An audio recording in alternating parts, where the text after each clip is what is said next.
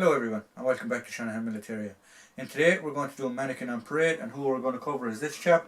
And this chap is a representation of a British soldier on Op Banner in Northern Ireland around 1984. It's a bit of an interesting subject at that time frame because there was a introduction of more modern kit after the Falklands War, and he sort of falls between the two issues. He's badged to the Royal Green Jackets. The Royal Green Jackets, I'm not going to go into the history of them at the minute. We will be covering it in another video on Headdress of the World. But the Royal Green Jackets was a light infantry regiment of the British Army at the time. Did multiple tours in Northern Ireland and among other places. So we'll get down to the soldier. He's wearing the smock or jacket, combat jacket, the 84 pattern. This was introduced after the Falklands conflict, when they went down to the Falklands with the 68 pattern jackets, and they were found to be very lacking. So they changed, a lot of kits started to change around 84, and this was one of them. It was the new smock or the new jacket. It had an actual field dressing pocket on the side, was a good way to tell, and it's also got chest pockets, whereas the 68 pattern didn't. He's wearing the M69 flak vest.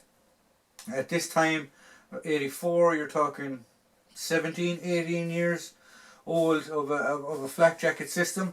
Around 84, 85, this flak jacket system was replaced with the enhanced body armour with the ballistic plates in front that we've already covered. That would have been worn under the combat jacket. Standard 58 pattern weapon. He's got a full set on, kidney pouches, water bottle, and the whole lot. This chap was bought as a one-piece collection.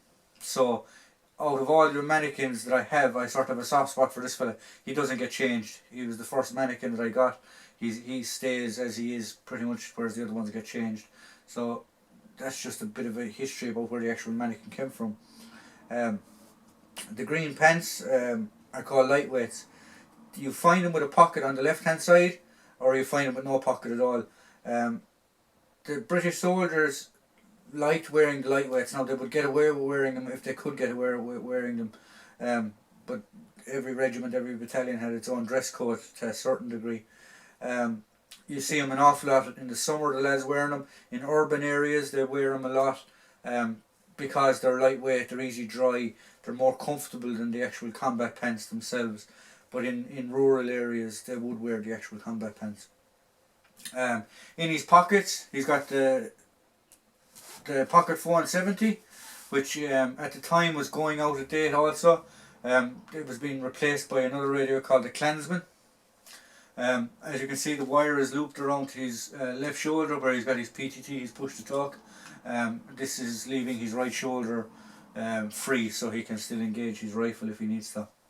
In his other pocket then, he's got his TAM, his aid manual, for if reporting incidents, or if he's not unsure of items or things he has to do.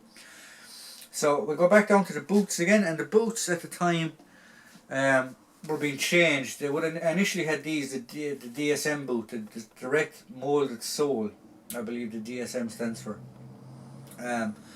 They're pretty much, bar the sole, haven't changed since World War II.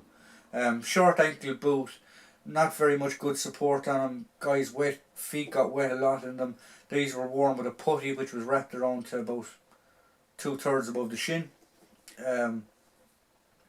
So that was the DMS boot. In Falklands, when they were in the Falklands, a lot of soldiers had issues with their feet because of the footwear, and then the army decided to change it.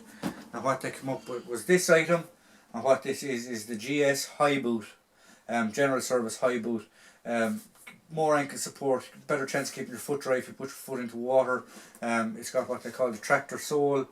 A better boot anyway than the DMS. In my eyes, I think it's a better boot. Quite high as well. So that's just a brief overview. I'll turn him sideways here now a second and we'll see if you can make this out.